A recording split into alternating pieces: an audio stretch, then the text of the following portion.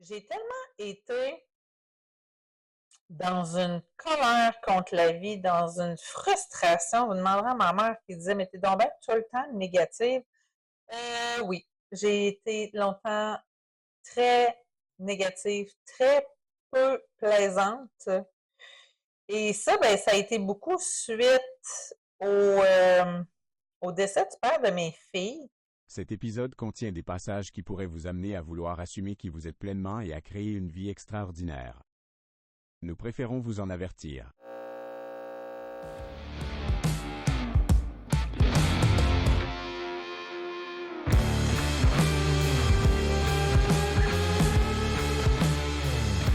Bonjour à tous! Bienvenue dans ce show d'exception avec votre hôte Nadine Leclerc-Coca. J'ai revêtu mon veston à la Beetlejuice aujourd'hui, si tu veux aller voir sur YouTube. Sinon, j'aime les vêtements qui sortent de l'ordinaire. Fait que, jugez-moi si vous voulez. J'en ai rien à cirer. Et c'est ça la beauté!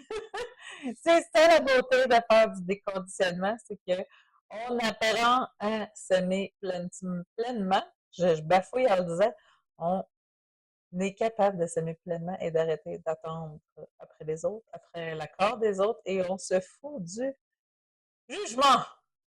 Donc, je vis sans filtre et sans censure. Et ça a tellement un impact sur ma façon de vivre ma vie maintenant. Si vous saviez comment j'ai du plaisir dans tout. Et j'ai tellement été dans une colère contre la vie, dans une frustration. Vous demanderez à ma mère qui disait, mais t'es donc bien tout le temps négative. Oui, j'ai été longtemps très négative, très peu plaisante. Et ça, ben, ça a été beaucoup suite au, au décès du père de mes filles, que j'ai été dans... En fait, j'étais en détresse profonde, que je ne me comprenais plus et que les gens autour de moi ne savaient plus comment m'aborder, marcher sur des œufs, même avec moi, là. Ceux qui écoutent, qui étaient dans mon environnement, merci d'avoir été aussi patient avec moi. Et c'est de ça que je veux vous parler aujourd'hui, c'est que je veux vous parler du deuil, en fait, mais pas juste du deuil de vivre le décès de quelqu'un, je veux vous parler du deuil en général. Parce qu'on va tous en vivre au fil de notre vie, à petite et à grande échelle. Et la clé au travers de ça, c'est tout le temps comment est-ce qu'on va y réagir et comment est-ce qu'on va gérer nos émotions par rapport à ça. Et je m'en allais quelque part, un instant, ça va revenir. Je m'en allais quelque part avec ça. Mais c'est parce qu'on va vivre des petits deuils, même en étant enfant, que ce soit, je vais prendre mes filles en exemple, avec des amitiés qui étaient là, auxquelles on tenait beaucoup, mais des gens qui s'éloignent, que ce soit un déménagement, que ce soit un accident qui nous amène à vivre un handicap, que ce soit même un événement heureux tel que l'arrivée d'un enfant qui fait qu'on doit faire le deuil de notre vie d'avant aussi.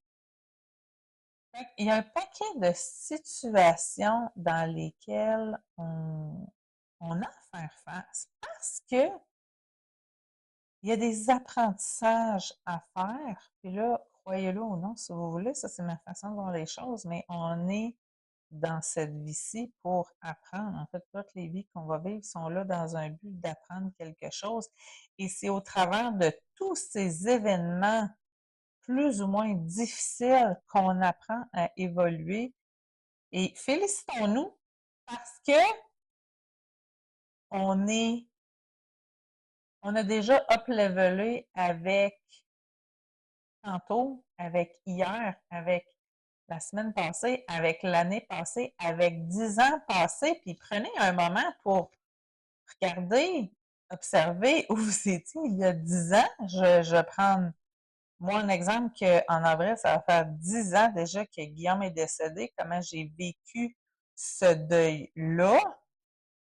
Et maintenant, quand que je vis des situations plus difficiles, parce que des challenges, on en a à tous les jours, que ce soit au travail, que ce soit avec notre enfant qui ne veut pas manger son souper, que ce soit avec notre conjoint qui ne prend pas les mêmes décisions qu'on aurait voulu qu'il prenne, que ce soit, peu importe, que ce soit le gouvernement qui prend des décisions qu'on ne voudrait pas qu'il prenne, peu importe ce que c'est, mais c'est dans notre façon d'accueillir ces choses-là, puis c'est là qu'on voit aussi notre évolution au travers de ça. Parce que, je ne sais pas si vous savez, mais une émotion ne dure que quelques 30 secondes environ max. Qu'est-ce qui fait que cette émotion va perdurer dans le temps? C'est l'histoire qu'on va en faire.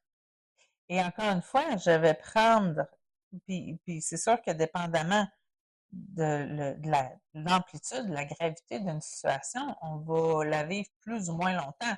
Si je vais avec un deuil, je vais parler du deuil de Guillaume, le père de mes filles.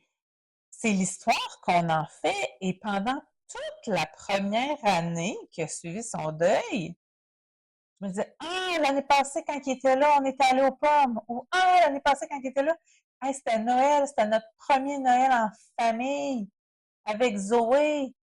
Ah, puis là, cette année, ben, il y a le premier Noël de F, puis il est pas là. Et que j'ai pleuré à Noël, le premier Noël, qu'il était pas là, Seigneur. Puis c'est de voir, OK, ben, je vais au parc, il y a plein de papas avec leurs enfants. Moi, je suis toute seule comme maman à partir de maintenant. Mais c'est toutes les histoires que je me suis fait. C'est correct, ça fait partie du processus aussi. Mais l'émotion de la tristesse, elle était déjà passée. C'est l'histoire qu'on se fait dans notre tête. Donc, quand on se garde dans... C'est correct là, de se rappeler des souvenirs. À un moment donné, le temps fait son chemin aussi. Mais c'est là qu'on se dit, on dit tout le temps, profiter du moment présent, profiter de ce qu'on a et d'arrêter de vivre. Il y en a beaucoup des gens qui vivent dans le passé, qui restent dans ces émotions-là. Et pourquoi? Parce que ça nous donne une existence à notre victime. Là, je ne traite pas les gens de victimes, mais à l'intérieur de nous, on en a toute une. Un jour, je vais vous parler des archétypes selon Carl Jung. Ça sera un prochain épisode. On a toute une victime en nous. Et quand on reste dans ces émotions-là, ben, on lui donne une raison d'exister en s'apitoyant sur notre sort. Puis, ben, c'est pas la solution. À un moment donné aussi, il faut dire, OK, bon, le temps a fait son chemin.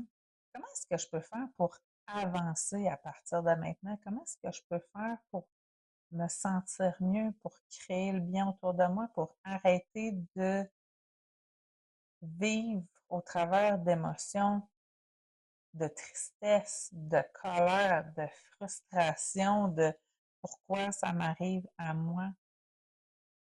Et encore une fois, c'est un processus. Puis il y a des gens que ça va durer longtemps, puis il y a des gens que ça va durer moins longtemps. Puis encore une fois, on a nos apprentissages. Puis je vais vous donner un exemple au travers de ça. Moi, quand j'ai vécu mon deuil de Guillaume, ça m'a pris pas mal autour de 5 ans avant de dire là, que je ne ressens plus de grosses peines à dire je me couche puis je pleure, là, que je suis capable de passer à autre chose. Ça m'a pris 5 ans. OK? Puis, au travers de ça, j'ai rencontré d'autres hommes, j'ai essayé de passer au travers de ça, mais je n'étais pas disponible parce que j'étais encore dans mon deuil. Et j'ai mon amie, on va l'appeler Julie. Tiens. Mon amie Julie, c'est pas son nom pantoute, mais c'est pas grave. Julie qui m'appelle une bonne journée du mois d'août et qui me dit Nadine, mon chum est décédé. Elle dit, t'es la seule personne qui peut comprendre ce que je vis en ce moment. Elle aussi, elle avait un jeune enfant et son chum a décédé dans l'ambulance d'une broncho-asphyxie. Il s'est étouffé, il en est mort. Finalement, en gros, il s'est étouffé et il en est mort. Puis, là, après 3 mois, elle avait rencontré quelqu'un. Elle, après 3 mois, son deuil était encore à faire, mais elle avait rencontré quelqu'un qui était une ancienne flamme, qui est revenu vers elle, qui sont reliés d'amitié, puis qui sont devenus un couple qui prend soin de son enfant. Puis là, maintenant, ben, elle a eu un autre bébé avec lui. On vous dire, ça doit faire 7 ans de ça que son conjoint est décédé. C'est de voir comment qu'on vit pas ça pareil, tu sais. Moi, j'ai eu un désir aussi d'utiliser cet événement-là pour transformer les choses, pour contribuer aux autres. Et elle l'a pas vécu comme ça du tout, tu sais. Elle a dit, moi, je continue mon quotidien, puis c'est tout. Je continue ma petite vie avec ma nouvelle famille, puis that's it. Donc, c'est chacun, puis tu sais, on avait des apprentissages différents à vivre au travers de ça. Puis elle, en plus, une fois que son conjoint est décédé, après ça, ça a été son père qui est décédé. Fait qu'elle aussi, elle a eu une relation avec la mort qui a été particulière, mais on ne l'a tellement pas vécu de la même façon. Caroline, faudrait un moment donné que je regarde si elle voudrait venir en parler parce que c'est l'être humain est fascinant comment on est tous uniques dans notre manière de faire, de vivre, de percevoir les choses parce qu'on a tous un bagage différent.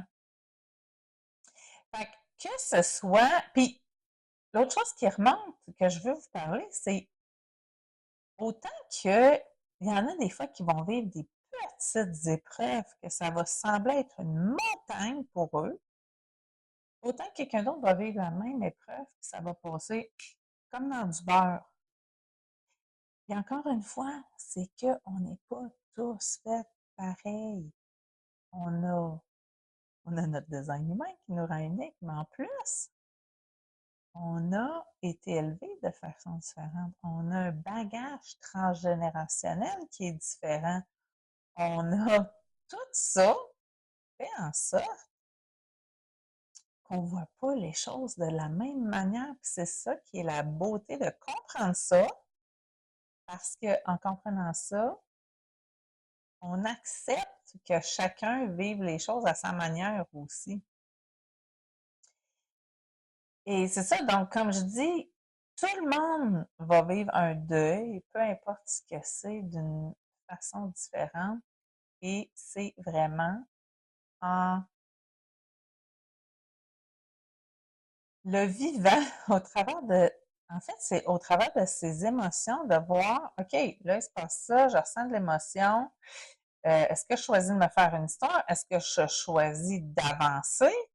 Qu'est-ce que je choisis de faire avec cette situation-là qui est là pour me faire grandir? Est-ce que je la prends? Ça ne reviendra pas parce que ce qu'on n'apprend pas, l'univers, elle va nous le ramener parce qu'on a choisi qu'on avait cet apprentissage-là à faire dans notre vie. Fait que c'est aussi dans le. Puis chaque évolution est parfaite comme elle est là. Et c'est vraiment en s'observant, en disant, OK, là, il faut que je passe au travers de ça. Comment est-ce que je peux y arriver? Parce que je n'ai pas le goût de revivre ça une autre fois. Je n'ai pas le goût que ça réarrive. Je veux avancer. Donc, c'est vraiment d'aller voir comment est-ce qu'on peut continuer d'utiliser cette situation-là pour le bien de tous, pour son bien personnel et pour avancer. Et des fois aussi, des situations vont avoir un impact sur les autres et c'est de voir, OK, est-ce que j'ai besoin de porter les. Est-ce que j'ai besoin de porter les autres au travers de ça? Puis, j'y reviens avec mon vécu. Moi, j'ai perdu mon conjoint. J'ai eu ma mère qui avait de la peine pour moi, premièrement. Mais on revivait en même temps, elle revivait en même temps, elle, son deuil de son mari, mon père qui était décédé, il est décédé en 2009. Donc, 6 ans avant. Et là, en plus, moi, j'avais 2 bébés. J'avais 2 bébés neufs qui étaient les premiers bébés de famille, des 2 côtés.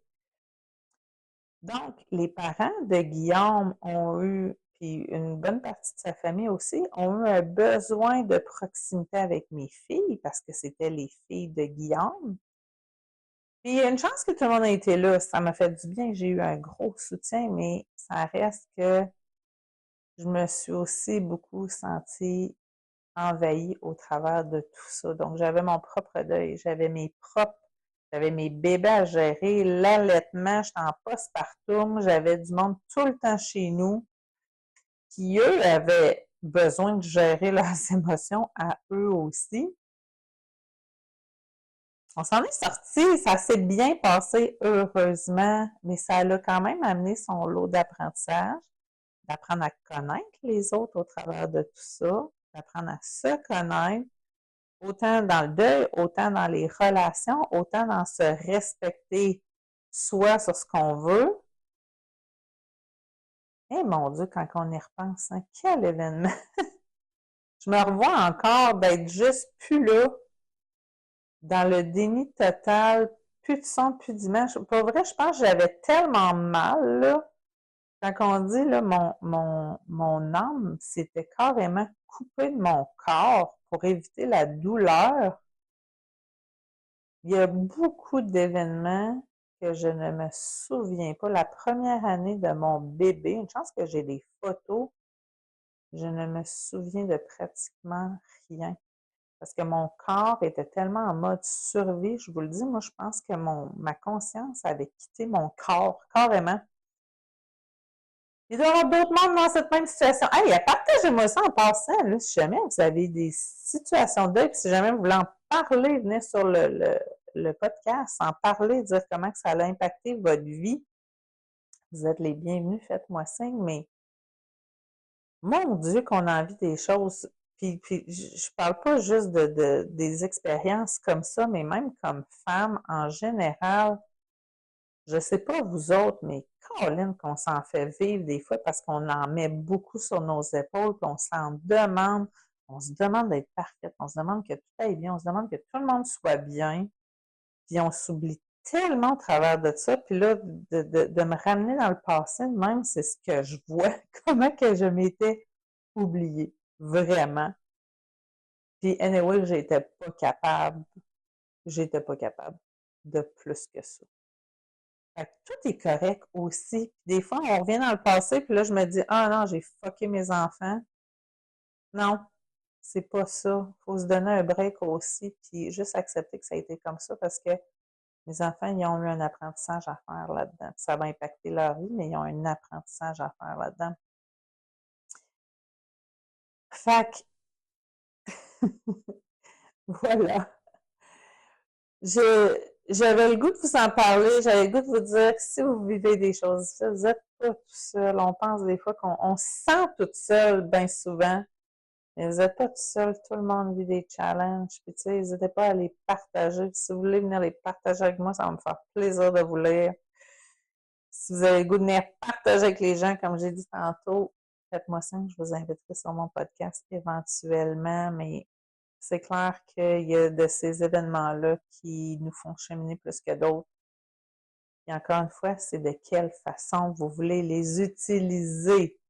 Pour être une victime ou pour changer les choses. Puis, tu sais, moi, ça a été l'élément déclencheur d'une certaine façon au travers de tout ça. Merci la vie, tu sais, parce que je serais restée dans ma situation de métro, boulot, dodo, à jamais me questionner. Puis ça a été tout chamboulé, puis j'ai fait, ah, OK, comment est-ce que je veux vivre ma vie à partir de maintenant? Et c'est de là qu'est arrivé le coaching, c'est là que j'ai été faire du travail sur moi, puis c'est là qu'est venu professeur de vie, et c'est là qu'est venu le show d'exception. Fait que, merci la vie au travers de ça, parce que ça a été de très grands apprentissages, mais qui m'amènent à être une personne très résiliente, une personne très solide. Puis souvent, j'ai des gens autour de moi qui me disent, hey, je sais bien pas comment tu as fait d'élever 2 bébés tout seul en situation de deuil. Ça n'a pas été facile, mais je l'ai fait. Puis j'en suis fière. Puis mes filles, Je pense que j'ai fait une bonne job avec. J'essaie justement de les amener à être épanouies, elles aussi, à mieux se reconnaître, à mieux se comprendre. Fait que je me donne une bonne tape dans le dos, puis je vous invite, vous autres aussi, à revoir votre parcours. Puis c'est sûr que vous avez évolué aussi. Donnez-vous-la cette tape dans le dos-là parce que vous êtes exceptionnels. Vous autres aussi, chacune à votre façon, chacun à votre façon aussi. Alors, j'espère que cet épisode va vous avoir inspiré, va vous avoir amené à décider qu'est-ce que vous voulez faire avec votre bagage. Et n'hésitez pas à mettre 5 étoiles, n'hésitez pas à partager s'il y a des gens pour qui ça peut résonner. Ce sera un grand plaisir. Encore une fois, si vous voulez partager des choses avec moi, écrivez-moi, ça va me faire le plus grand plaisir d'échanger avec vous. Et sur ce, je vous souhaite une magnifique journée. On se voit dans un prochain épisode. Au revoir!